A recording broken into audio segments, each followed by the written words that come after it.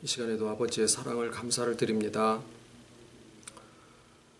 참 몰라서 감사를 못하고, 몰라서 불행하고, 몰라서 미움과 다툼 속에 있는 저희들에게, 이것이 다인 줄 알고 살 수밖에 없는 저희들에게 아버지의 복음으로 저희들의 지식에까지 새롭게 하여 주시고, 참 선하신 아버지께서 모든 선하신 뜻대로 이 세상을 또한 선하게 창조하시고 그 충만함 가운데 저희를 있게 하시려 오늘도 살아 역사하심을 또 알게 해 주셔서 감사를 드립니다. 바로 아는 가운데 또 참된 회복과 또 충만한 삶으로 갈 수 있는 정말 손에 잡히는 믿음 가운데 저희를 서게 해 주셨사오니 이제 구름을 잡는 것과 같이 허공을 치는 것과 같이 하지 아니하고 오늘이라고 일컫는 날 동안에 한 걸음을 살아가는 것이 또 아버지 안에 있는 영생의 삶을 살아간다라고 하는 참된 믿음으로 저희들의 삶을 바라볼 수 있게 이 시간에도 지혜를 허락하여 주시옵기를 소원을 드립니다.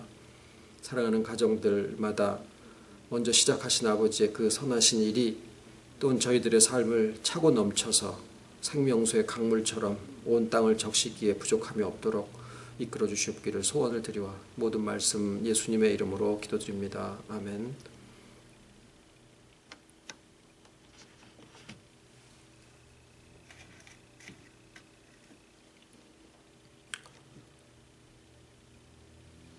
저는 지금 여기 예배당에서 예배를 드리고 있습니다. 사도행전 4장 5절로 12절까지입니다. 사도행전 4장 5절. 이튿날에 관원과 장로와 서기관들이 예루살렘에 모였는데 대제사장 안나스와 가야바와 요한과 알렉산더와 및 대제사장의 문중이 다 참여하여 사도들을 가운데 세우고 묻되 너희가 무슨 권세와 네 이름으로 이 일을 행하였느냐. 이에 베드로가 성령이 충만하여 가로되 백성의 관원과 장로들아, 만일 병인에게 행한 착한 일에 대하여 이 사람이 어떻게 구원을 얻었느냐고 오늘 우리에게 질문하면 너희와 모든 이스라엘 백성들은 알라. 너희가 십자가에 못 박고 하나님이 죽은 자 가운데서 살리신 나사렛 예수 그리스도의 이름으로 이 사람이 건강하게 되어 너희 앞에 섰느니라. 이 예수는 너희 건축자들의 버린 돌로서 집 모퉁이의 머릿돌이 되었느니라. 다른 이로서는 구원을 얻을 수 없나니 천하 인간의 구원을 얻을 만한 다른 이름을 우리에게 주신 일이 없음이니라 하였더라. 흔히 구원이라고 하면 예수님을 나의 구주로 영접하고 인격적인 만남을 통하여서 하나님의 자녀가 되고 또 인격의 변화를 겪기도 하고 이러한 일련의 과정들을 이야기를 합니다. 그렇게 생각을 다 하고 있고요. 또 그런 믿음이 또 옳습니다. 복음적이고. 근데 이제 거기에 신체적인 건강의 회복, 물론 때로는 어떤 사람에게 있어서는 그 병에서부터 노임을 받는다라고 하는 것이 그 인생 문제에서 제일 중요한 문제일 수 있습니다. 그런데 모든 사람이 다 이 신체의 건강의 회복이 구원의 과정에 반드시 필수적인 요소로 포함이 돼야 되느냐라는 것은 뭐 그렇지 않다라고 대답을 하죠. 그런데 오늘 본문 말씀에 보면 이 나면서부터 안전뱅이 된 사람에게 있어서 그 자리를 들고 일어나서 걸어간 일이 이 사람에게 구원이다라고 그렇게 표현이 되고 있습니다. 잠시만요.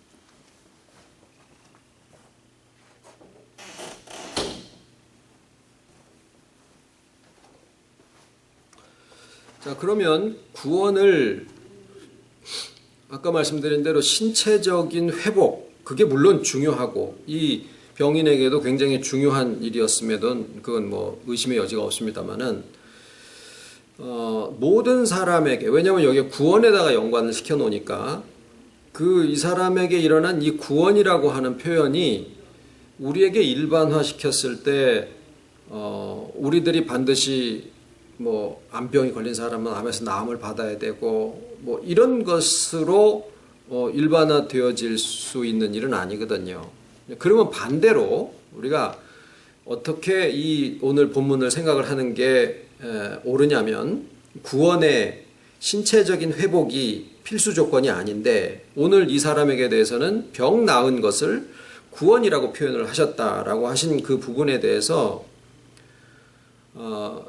실상은 이 사람이 병 나은 것이 그냥 그 기록에 되어 있기는 신체적인 병, 안진병이 된 데서부터 병 나음을 받았다라고 되어 있지만 실상 그 사람을 하나의 대표격으로 모델처럼 사용을 하셔서 우리에게 있는 구원을 설명을 하실 때 이 사람의 병이 안진병이 되어 있는 이 병이 우리 모든 사람에게 있어서는 인격에 병 들어있는 부분이 회복되어져서 온전함을 얻는다라고 하는 그 포괄적이고 전체적인 구원의 의미를 이 사람의 안진병이 된 그 상황으로 이렇게 하나의 대표격으로 표현을 하고 있다라고 이해를 하는 것이 타당합니다. 그런데 이제 한 가지는 이 사람의 신체의 병이 회복이 되어서 나음을 받은 것처럼 우리의 구원도 역시 현실적이다라고 하는 것을 우리가 좀 생각을 해보는 게 좋겠죠. 이거는 장래에 앞으로 우리 죽은 다음에 이런 어떤 이야기도 물론 포함이 되겠지만 여기에서 강조하고 있는 이 사람의 병에서부터 노임을 받았다, 고침을 받았다, 회복되었다라고 하는 그 의미가 우리에게 시사하고 있는 것은 우리에게 있는 구원이 우리가 살아있는 동안에 성취되어지는 굉장히 현실적인 일이다라고 하는 사실이에요. 그러니까 내가 구원을 받았는지 안 받았는지 또 구원받은 자의 효과가 뭔지 그거 뭐 받으면 뭐하고 안 받으면 무슨 상관이 있어 이런 식의 것이 아니라 이 사람이 구원받았을 때 정말 그 놀라운 어떤 인격의 변화, 모든 삶의 변화가 있었던 것처럼 우리에게 있어서의 구원이 역시 그러하다라고 하는 그 내용으로 말씀을 하고 있다라는 거죠.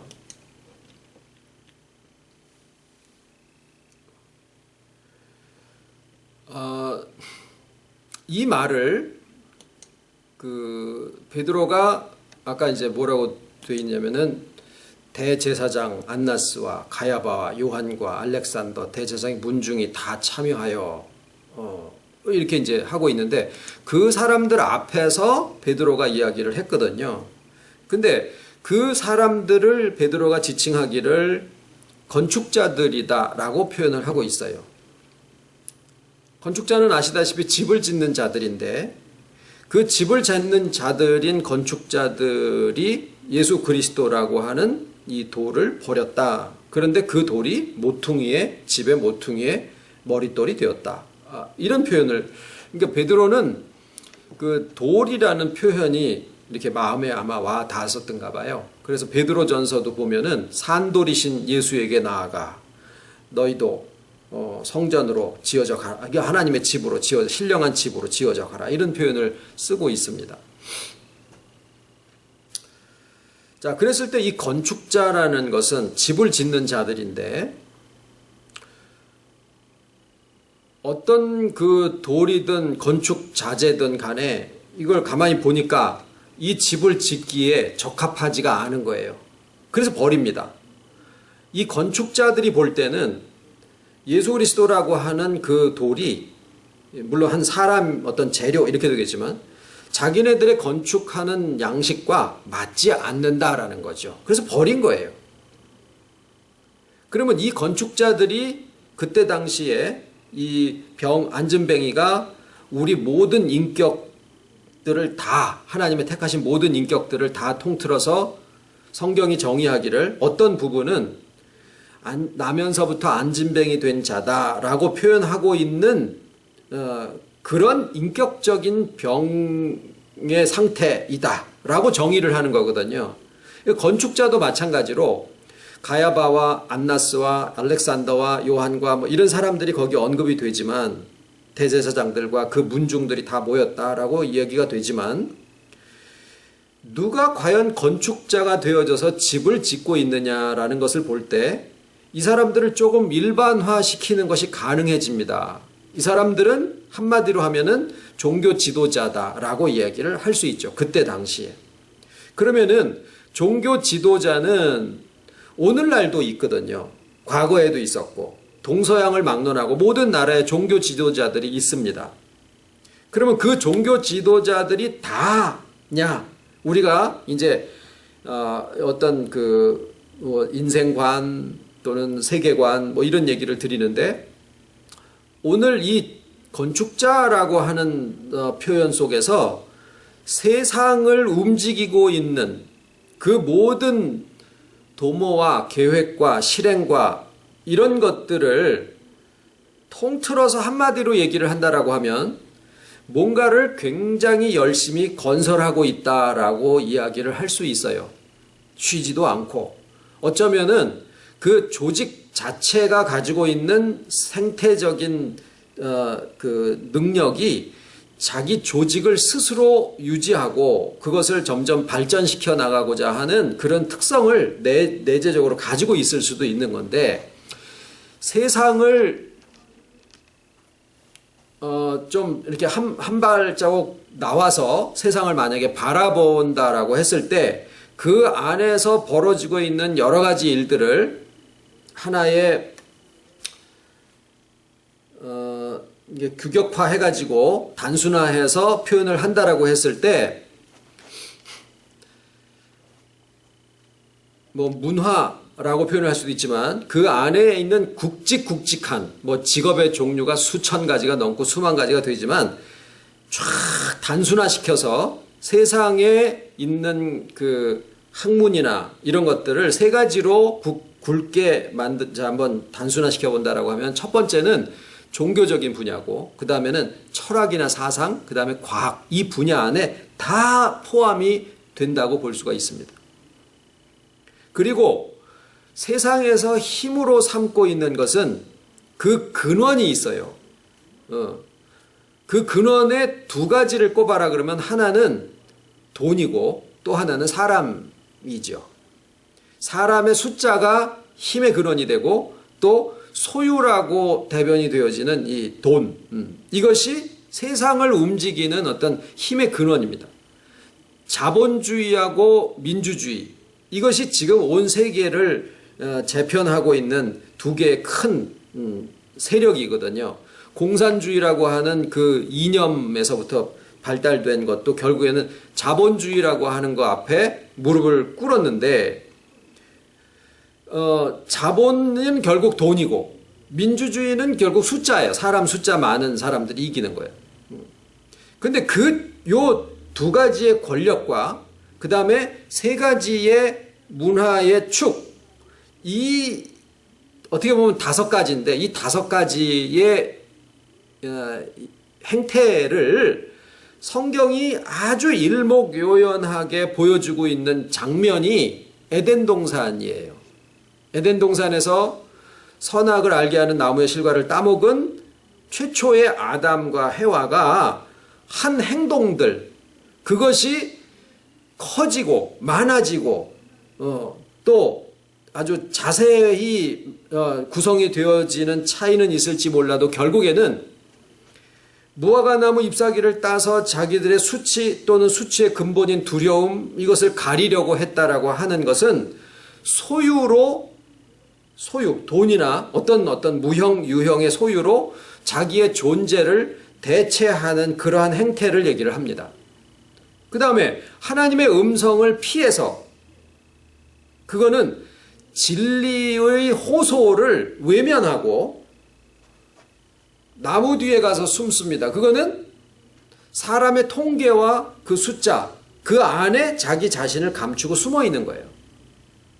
그런데 이 두 가지의 형태가 종교성은 뭐냐면 하나님과의 그 어떤 연합에서 생기는 믿음의 지혜를 배제하고 지난번에 창세기 6장에 육체가 되었더라라고 했을 때 그 육체는 보여지는 것으로 모든 것을 근거를 삼고 생각하고 하는 것인데, 철학이라고 하는 것은 오히려 이 세상을 부정하고 보이지 않는 어떤 세계가 유토피아로 있다, 이상적인 세계가 있다라고 얘기를 하는 면에서 그리스도, 나사렛 예수 그리스도라고 하는 육체의 선함을 부정하는 것이고, 과학은 오히려 보이지 않는 영적인 세계를 부정을 하면서 눈에 보이는 것으로다가 모든 것을 다 근거로 삼는 것이에요. 그러니까 이쪽은 이쪽으로 치우치고 저쪽은 저쪽으로 치우치죠.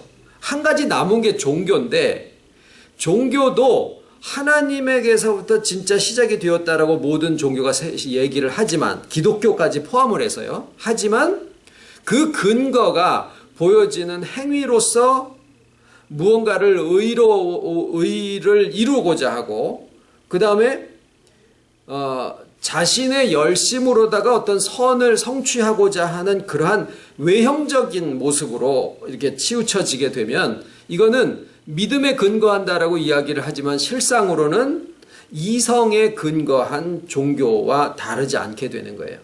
그래서 결국에는 이 지금 말씀드린 5가지가 세상의 모든 문화를 다 이렇게 정리해서 표현할 수 있는, 그것을 다시 한마디로 요약을 하면 오늘 베드로의 입을 통해서 표현된 건축자라고 얘기를 할 수가 있는 거예요. 이 표현은, 이런 내용은 어쩌면 창세기 에덴 동산에서부터 이미 인간의 모든 문화라고 하는 형태로 내려와서, 창세기 6장도 그러하고 노아의 방주 지을 때도 그러하고 또 지금 세계를 바라보고 있는 것도 역시 마찬가지입니다. 종교 통합 운동을 하고 있는 것을 바라볼 때도 이 잣대로 가서 들여다보면 그들의 모든 얘기들이 다 이해가 되어질 수 있는 거예요. 거기에 한 가지 빠진 게 뭐냐면 예수 그리스도의 연합이에요. 그 종교 통합에서 예수 그리스도가 빠져 계실까요? 아니에요. 거기도 예수 그리스도가 얼마든지 많이 거론이 되어지고 설교되어지고 막 신학적으로 그 뒤에 막 배경을 막 엄청나게 해댑니다. 그 다 무슨 이름 하냐? 예수 그리스도의 이름으로 해요. 그러나 실제 나사렛 예수 그리스도의 그 본질, 그 연합에서부터 시작된 주권의 은혜로부터 출발하는 것은 아니다라는 거예요. 그래서 건축자들이 다 모여서 나사렛 예수 그리스도를 버립니다. 그런데 그 나사렛 예수 그리스도께서 집에 모퉁이 돌이 되셨다라고 표현을 하고 있어요. 근데 이제 여기에서 한 가지 우리가 오해를 또 풀어야 될 부분이 하나가 또 불거져 나왔는데, 그건 집에 대한 표현입니다. 나사렛 예수 그리스도께서 건축자들은 버렸는데 자기네들의 식과 맞지 않으니까, 이성이라고 하는, 그러니까 쉽게 얘기하면 이성적이지 않은 거예요. 논리적이지 않고 과학적이지 않다, 이렇게 표현을 하는 거죠. 그런데 보이는 세계만으로가 아니라 보이지 아니하는 세계를 온전히 다 바라보는 시각 속에서 볼 때는 예수 그리스도 안에 모든 게 다 설명이 되어지고 너무나 이성적이고 논리적이고 과학적이다라고 하는 것이 믿음을 가진 이후에 보면은 그게 가능해지더라라는 거예요. 근데 집을 짓는다라고 할 때 모퉁이의 머릿돌이 되었다, 모퉁이 돌이 되었다. 그러면 그 모퉁이 돌로부터 집이, 돌들이, 기둥이, 뭐 지붕이, 모든 것들이 다 이렇게 연결이 되면서 하나의 집이 서가는데, 이 집이 뭐냐라는 거예요. 우리가 이걸 알고 있다라고 생각하거든요. 물어보면 하나님의 성전이지요 라고 대답이 쉽게 나옵니다. 물론 틀리지 않아요. 그런데 거기에서부터 발생되는 문제를 하나 말씀을 드리려고 해요. 뭐냐면 하나님의 성전으로 지어져 간다, 신령한 집으로 지어져 가라 라고 했을 때, 이것을 자칫 어떤 조직이라고 하는 하나의 교회로 이것을 싹 이렇게 지나가다가 싹 바꾸는데, 그 바꾸어지는 것을 거의 인식하지 못하고 그게 이렇게 퍼지는 거예요. 그러니까 신령한 집으로 또는 모퉁이 돌로부터 시작이 돼서 집이 온전하게 지어져 간다라고 했을 때 그 집이 교회로 해버리면 교회의 조직이 커나가는데 한 사람 한 사람이 필요하다라는 결말에 도달하게 돼요. 그러면 사람이 자기의 인격적인 또는 가족적인 문제 이런 것들을 가지고 상한 마음을 가지고 그것의 위로나 해결을 얻기 위해서 교회라는 곳을 찾습니다. 그런데 그것을 정작 맡아서 위로도 하고 평안도 주고 또는 해결도 해줘야 되는 그 역할이 복음을 맡고 있는 교회에게 주어진 역할인데 교회는 정작 무엇에 관심이 있느냐? 교회 자체가 커지는 거에 관심이 있다 보니까 그 둘 사이에 요구 사이에서 이렇게 간격이 생겨버리는 거예요. 그래서 한 개인이 교회의 위로를 받으러 갔다가 오히려 그 교회에 치이고 실망하고 그래서 교회와 복음에서부터 등을 돌리는 경우들이 많습니다. 이거는 큰 교회만을 얘기하는 게 아니에요. 작은 교회도 목적이 뭐냐? 교회 키우는 거에 목적이 있다라고 하면은 이 구절을 크게 오해한 거다라는 거죠. 그런데 얼마나 그것이 현실적으로 널리 퍼져 있는 해석인지 의심조차 잘 안 하고 있는 실정이다라는 겁니다. 여기에 이 집은 여기에 이 나면서부터 안진뱅이 된 사람이 나사렛 예수 그리스도의 이름으로 걸어라 해서 그 사람이 안진뱅이에서부터 걸었어요. 그 사람이 예루살렘 교회의 조직원이 됐다. 거기에 기여도가 있었다. 물론 그 사람으로 인해 가지고 복음이 퍼진 그건 있었지만 그 사람이 생각할 때 내가 이 예루살렘 교회의 조직원이 됐다. 무슨 뭐 기여도가 있어야 되겠다. 이런 것에 대한 언급은 전혀 없었다 그 말이에요. 여기서 주목하고 관심을 두고 강조하고 있는 것은 그 사람의 인생이고 그 사람의 인격이더라라는 거예요. 숫자가 주는 이 착각에서 우리가 벗어나야 되는 것은 숫자가 주는 그 권력이 교회 안에도 그대로 들어오고 있다라는 거예요.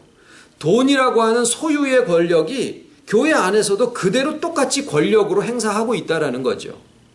그 피가 아담과 해와에서부터 내려온 피가 목사, 장로, 권사, 집사, 모든 교인들 할 것 없이 그 안에 다 그게 퍼져 있으면은 그게 이름은 교회지만은 실제적으로는 물음표를 붙여봐야 되는 거죠.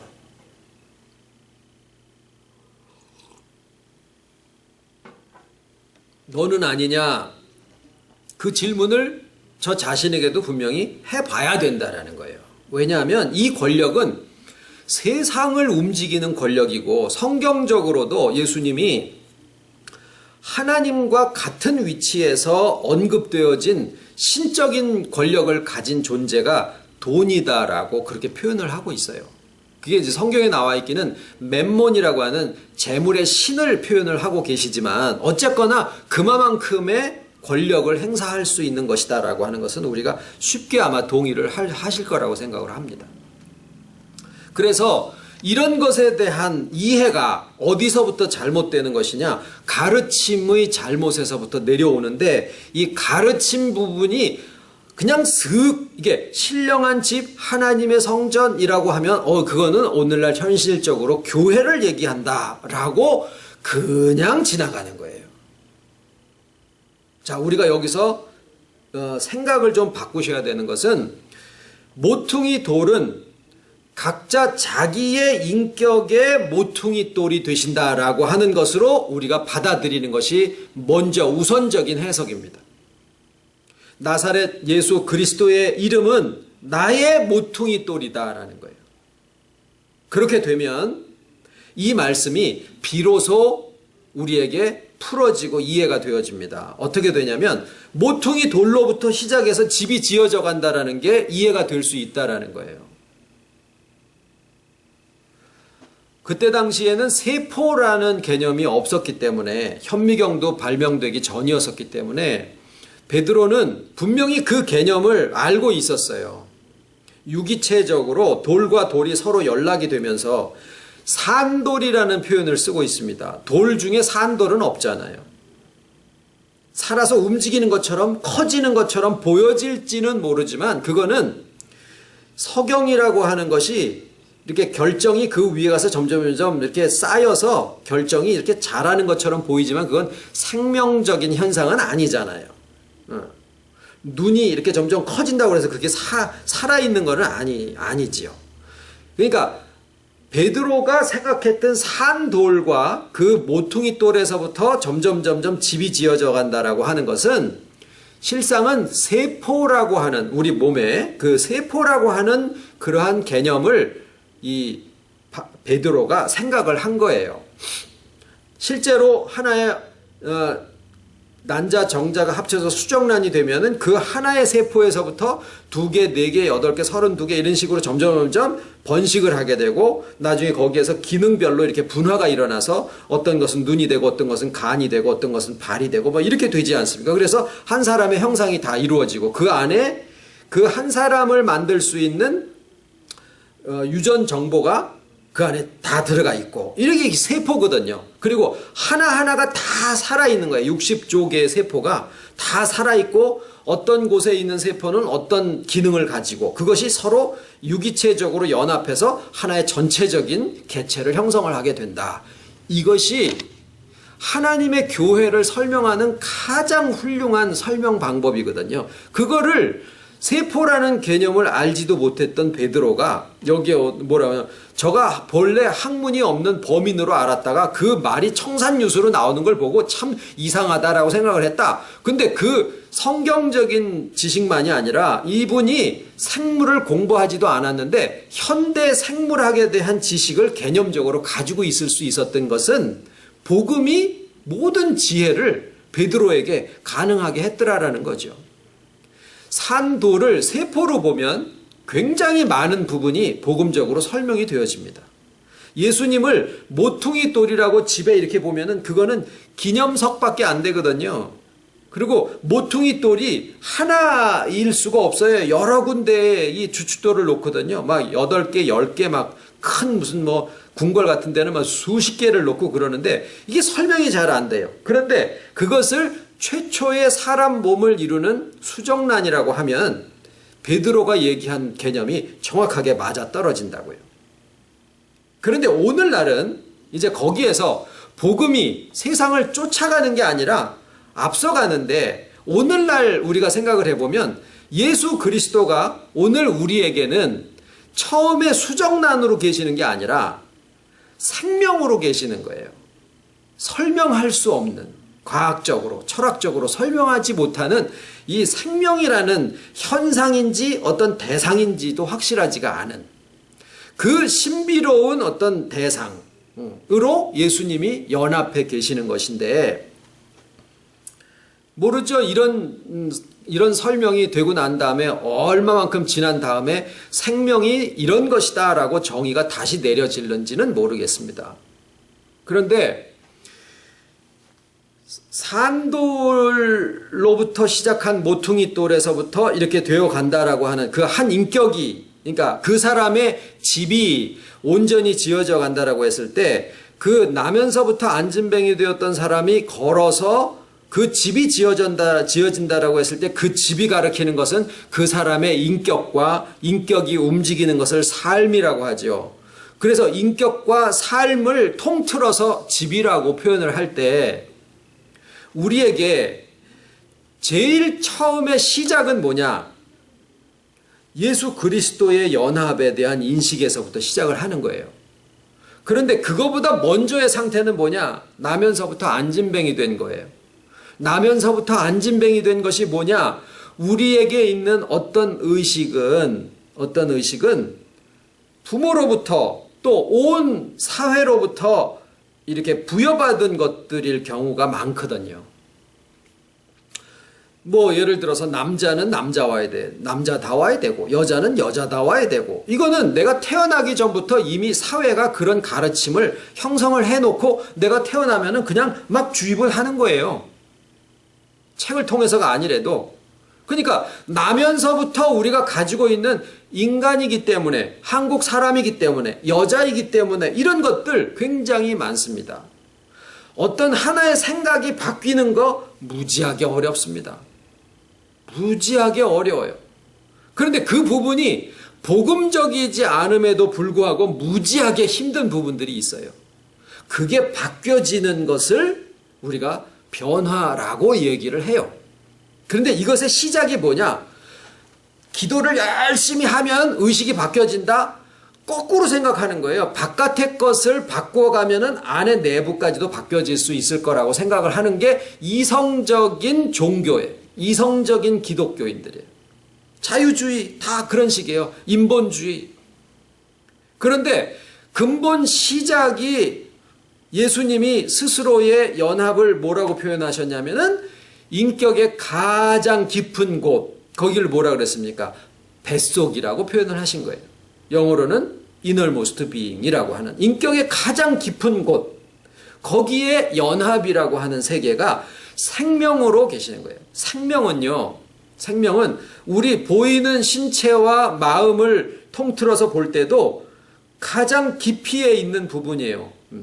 그런데 거기에서부터 뭐가 바뀌느냐? 우리가 지식에까지 새롭게 함을 입었다. 새 피조물이다. 골로새서에 나와 있는 말씀처럼 우리가 바라보고 있는 세상에 대한, 자기에 대한, 인생에 대한, 하나님에 대한 세계관, 뭐 이런 것들에 대한 그 인식이 바뀌어지기 시작하는 그 근본이 예수 그리스도와의 연합에서부터 시작을 합니다. 이것을 이성적인 종교, 즉 건축가들이 이것이 가능한 것은 하나님의 은혜로 되어지니까 그것을 막지는 못해요.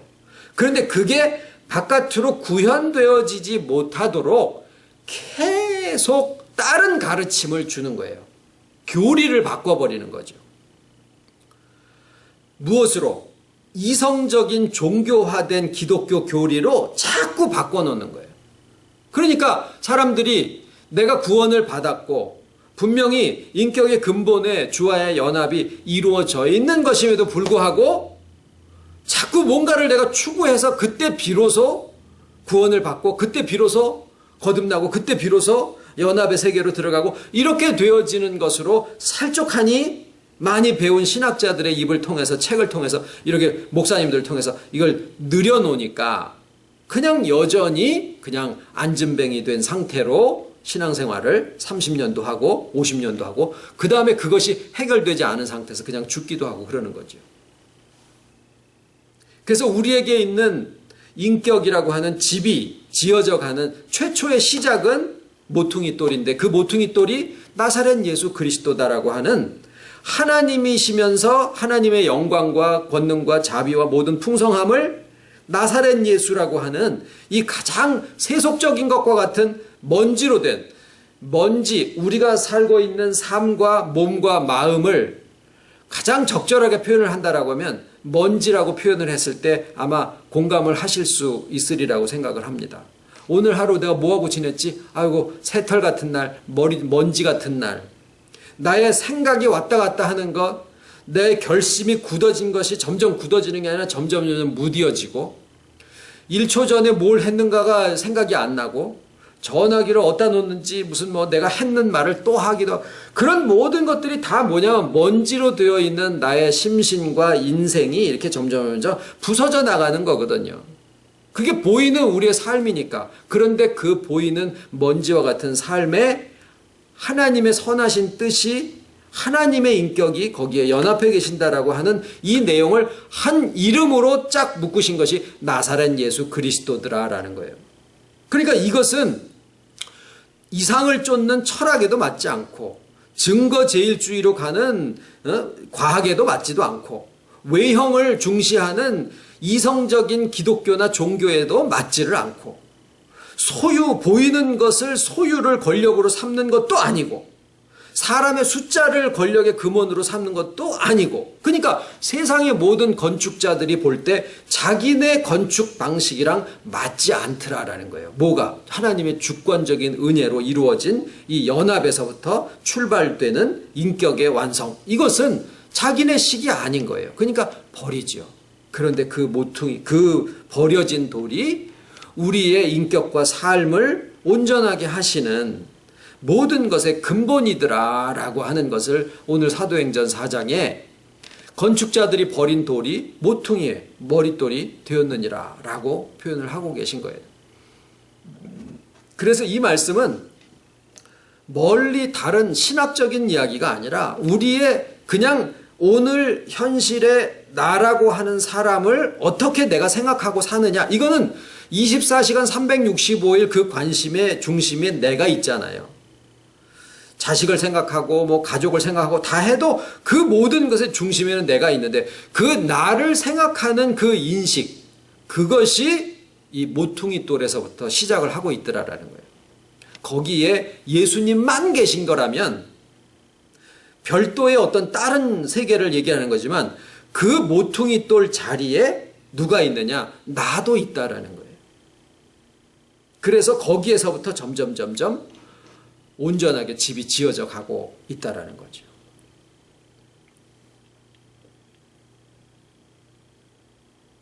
그래서 이것이 나음을 받은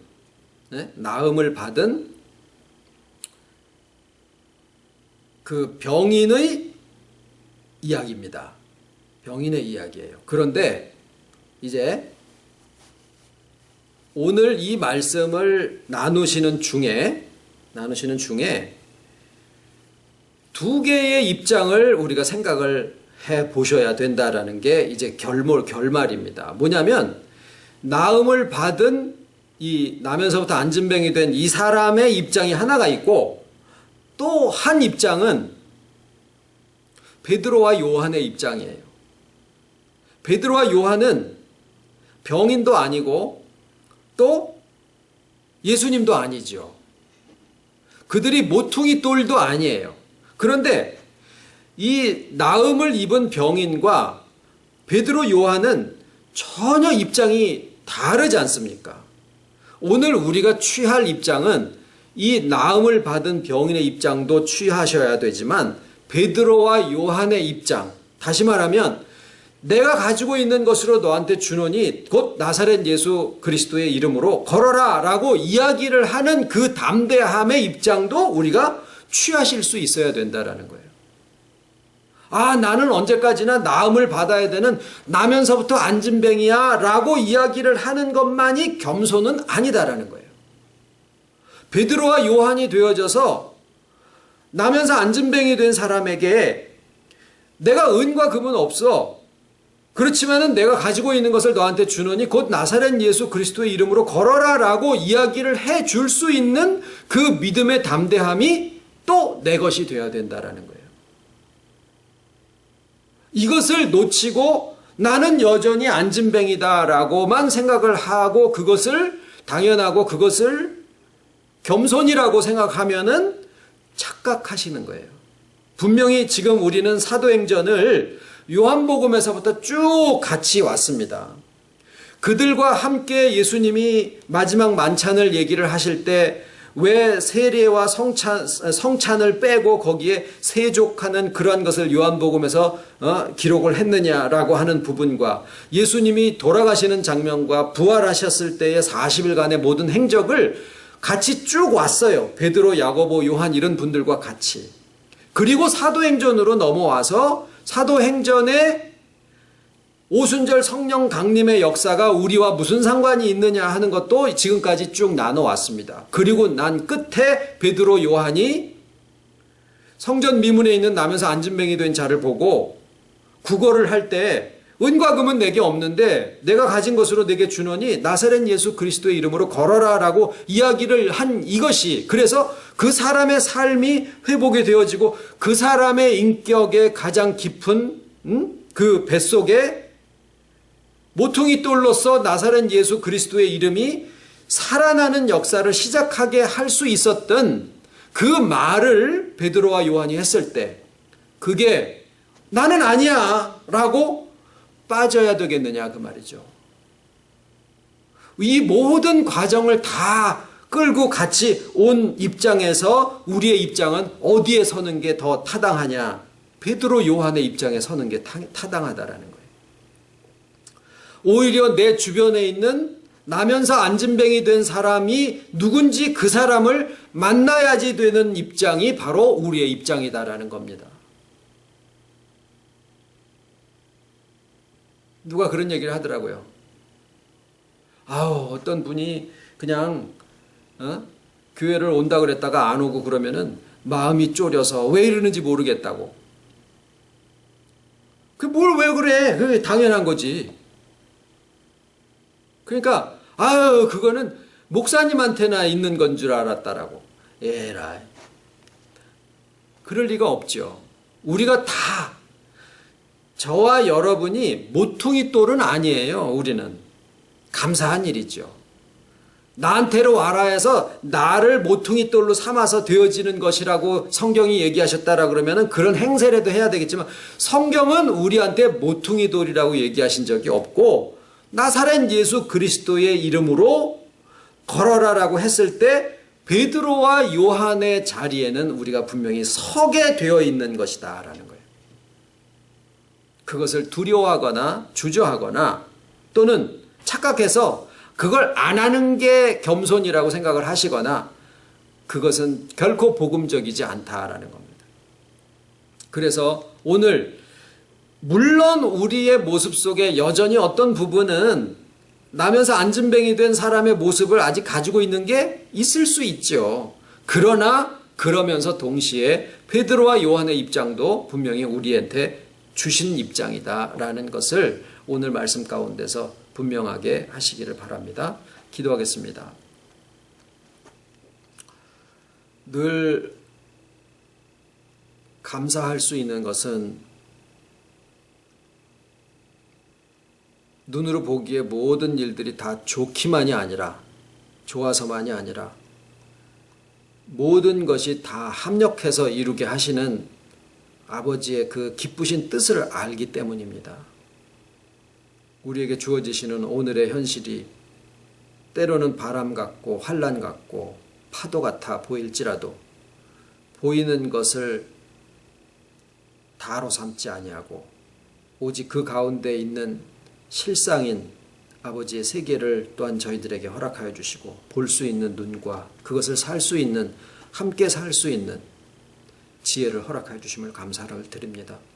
이 모든 것이 아버지의 기쁘신 뜻과 그 은혜로 이미 우리에게 주와의 연합을 허락하여 주셨고 우리의 지식에까지 새롭게 함을 입혀주시고 생각과 감정과 의지와 모든 행동과 관계와 환경에까지 미쳐지는 이 모든 집이 지어져가는 과정에 정말 주님의 생명이 그 모든 곳에 골고루 퍼져 정말 신령한 집으로 지어져 갈 수 있는 참 은혜를 허락하여 주심인 줄 알고 아버지 앞에 진정 감사를 드립니다. 우리가 이제 더 주저하지 아니하고 안진뱅이 된 자가 아니라 정말 은과 금은 내게 없지만 내게 있는 것으로 내게 주노니 나사렛 예수 그리스도의 이름으로 걸어라 라고 이야기를 하며 주저하지 아니하는 믿음의 담대함을 또한 허락하여 주시옵기를 소원을 드립니다. 이를 위하여 기도함이 있었고 이를 위하여 또 주님의 십자가와 부활이 계셨고 그 모든 가르침의 과정이 계셨던 것처럼 저희들 배움이 또는 가진 것이 재주가 없더라도 범인과 같았던 그 베드로의 입에서 하늘의 지혜가 쏟아져 나왔던 것처럼 모든 것을 가능케 하시는 주님의 능력 가운데 이 모든 일들이 허락된 것을 알고 정말 믿음을 더하여 줄 수 있기를 아버지 앞에 간절히 소원을 드리와 모든 말씀 예수님의 이름으로 기도드립니다. 아멘.